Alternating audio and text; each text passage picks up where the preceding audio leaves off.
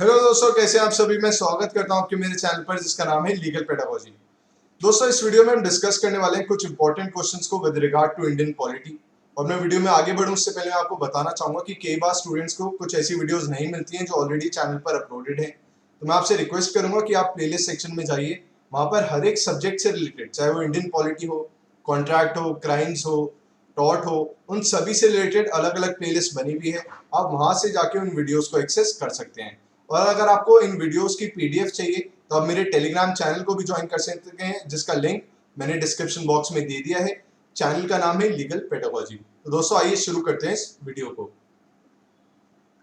दोस्तों, पहला क्वेश्चन है, how many members of the constituent assembly signed the constitution of India.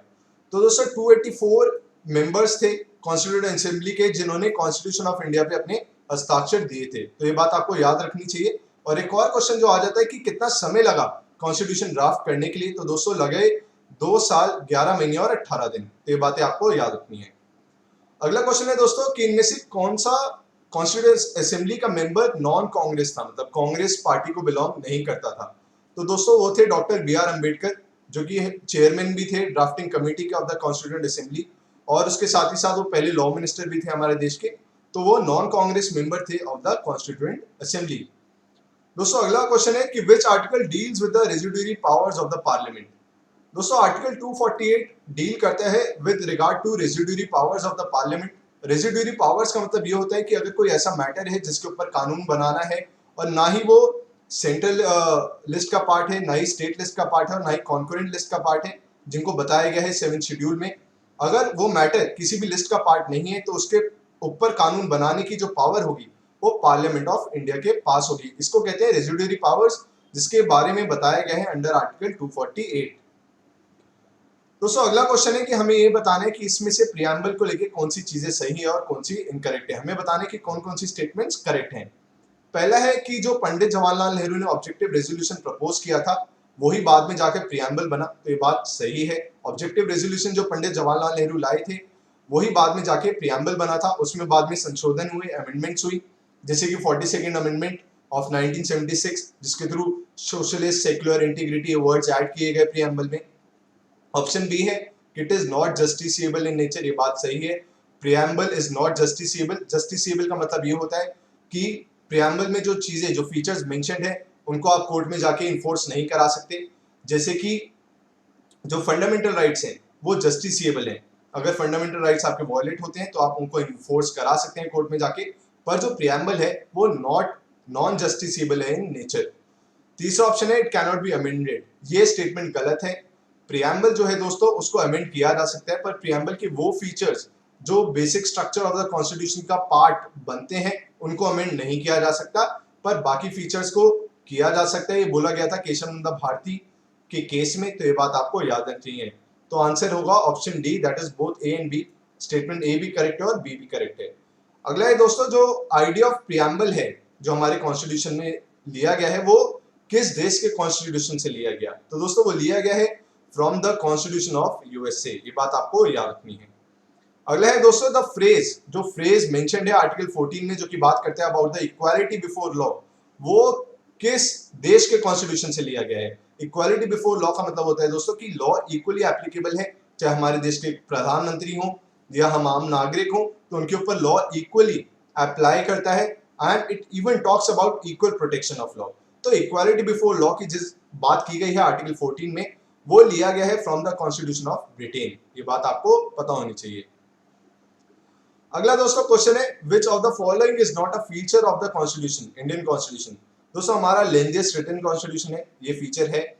Federalism भी है, there is a division of power between state and centre, तो ये भी इंडियन कॉन्स्टिट्यूशन का फीचर है। जुडिशियल रिव्यू, जिसके बारे में आर्टिकल 13 बात करता है कि अगर पार्लियामेंट कोई ऐसा लॉ ड्राफ्ट कर रही है या कोई ऐसा एडमिनिस्ट्रेटिव एक्शन है जो कॉन्स्टिट्यूशन के प्रोविजंस के खिलाफ जाता है तो उसको null and void court declare कर सकती है। तो जुडिशियल रिव्यू भी एक फीचर है।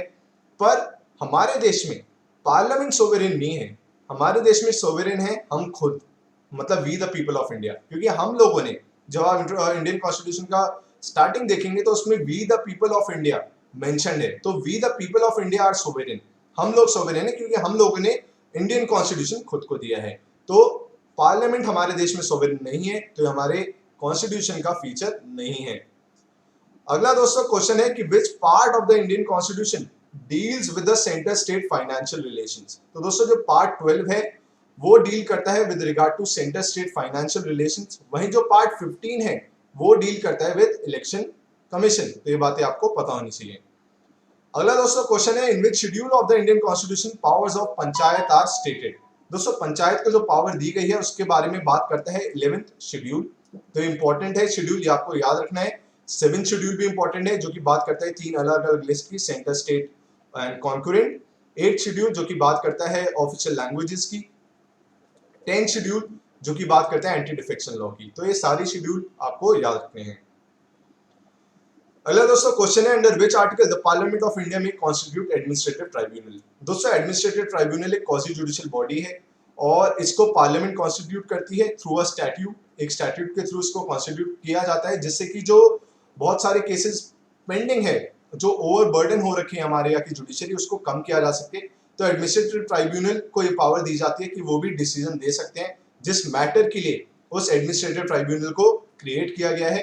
तो पार्लियामेंट ऑफ इंडिया उसको क्रिएट कर सकती है अंडर आर्टिकल 323A। ये बात आपको याद रखनी है। दोस्तों अब बात कर रहे हैं 6th शेड्यूल की। 6th शेड्यूल के बारे में मैं आपको बताना चाहूंगा। एक ऐसा शेड्यूल है जो कि बनाया गया था for the administration of tribal areas of Meghalaya, Assam, Tripura and Mizoram. In 4 north east states के ट्राइबल एरियाज के एडमिनिस्ट्रेशन के लिए 6th शेड्यूल बनाया गया था। तो ये इन 4 स्टेट्स पे अप्लाई करता है पर गोवा पे अप्लाई नहीं करता।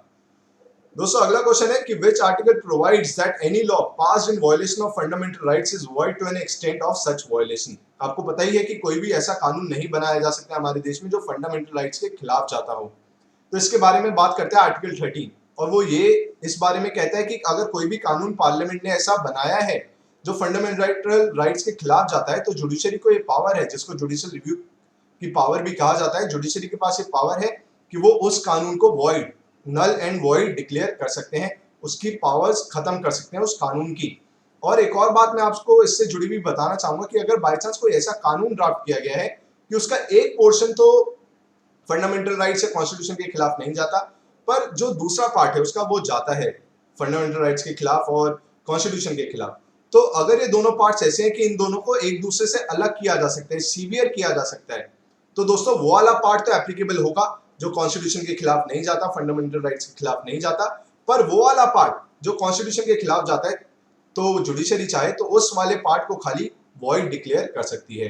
तो ये पावर दी गई है अंडर आर्टिकल 13। दोस्तों अगला क्वेश्चन है original jurisdiction of supreme court को लेके। तो ओरिजिनल ज्यूरिसडिक्शन के बारे में बात करता है आर्टिकल 131, जो कि ये कहता है कि अगर कोई विवाद है बिटवीन सेंटर एंड स्टेट या फिर दो राज्यों के बीच में, तो supreme court will be the court of first instance. तो सुप्रीम कोर्ट के पास सीधा वो मामला दाखिल किया जा सकता है। तो इसको कहते हैं court of original jurisdiction, supreme court को कहा जाता है। वहीं आर्टिकल 132 जो है वो सुप्रीम कोर्ट की अपीलेट ज्यूरिसडिक्शन के बारे में बात करता है कि हाई कोर्ट में से अगर आप संतुष्ट नहीं है उसके डिसीजन से तो आप अपील फाइल कर सकते हैं सुप्रीम कोर्ट में। उसके बारे में बात करता है आर्टिकल 132 अपीलेट ज्यूरिसडिक्शन जिसको कहते हैं। पर ओरिजिनल ज्यूरिसडिक्शन के बारे में बात करते हैं आर्टिकल 131। दोस्तों अगला क्वेश्चन है with regard to official language of high court and supreme court. तो पहली बात तो मैं आपको ये बताना चाहूंगा कि हाई कोर्ट और सुप्रीम कोर्ट की ऑफिशियल लैंग्वेज है इंग्लिश। पर अगर गवर्नर कोई राज्य के चाहते हैं कि हाई कोर्ट में जो प्रोसीडिंग चले वो किसी और लैंग्वेज में भी चल पाए, जैसे इंग्लिश तो है ही है, पर अगर वो चाहते हैं कि हिंदी में भी हाई कोर्ट में प्रोसीडिंग्स चल पाए तो गवर्नर पहले प्रेसिडेंट की एसेंट लेंगे, कंसेंट लेंगे और बाद में वो ये डिक्लेयर कर सकते हैं कि भाई इस हाई कोर्ट में अब जो प्रोसीडिंग्स चलेंगी वो इंग्लिश में तो चल ही सकती हैं, इसके साथ साथ इस वाली लैंग्वेज में भी चल सकती हैं। जैसे कि जो यूपी का जो इलाहाबाद हाई कोर्ट है वहां पे प्रोसीडिंग्स हिंदी में भी चल सकती हैं और इंग्लिश में भी। पर अगर आपसे ये पूछे कि ऑफिशियल लैंग्वेज है क्या हाई कोर्ट की, तो वैसे वो इंग्लिश है, पर गवर्नर अगर चाहे स्टेट के तो वो बाकी किसी लैंग्वेज को भी ऑफिशियल लैंग्वेज में इंक्लूड कर सकते हैं। और सुप्रीम कोर्ट की खाली एक ही ऑफिशियल लैंग्वेज है और जिसमें प्रोसीडिंग्स चल सकती हैं सुप्रीम कोर्ट में, वो है इंग्लिश। तो इसके बारे में बात करता है आर्टिकल 348 और 348 सब क्लॉज 2 ये पावर देता है गवर्नर को किसी भी स्टेट के कि वो चाहे तो कोई और लैंग्वेज को भी इंक्लूड कर सकते हैं ऑफिशियल लैंग्वेज में उस राज्य के पर्टिकुलर हाई कोर्ट की प्रोसीडिंग्स के लिए। तो ये बातें आपको याद रखनी है। अगर ये वीडियो आपको पसंद आई हो तो वीडियो को लाइक जरूर करिएगा और चैनल को अगर अभी तक शेयर नहीं किया है तो चैनल को जरूर शेयर कर दें। Thank you so much.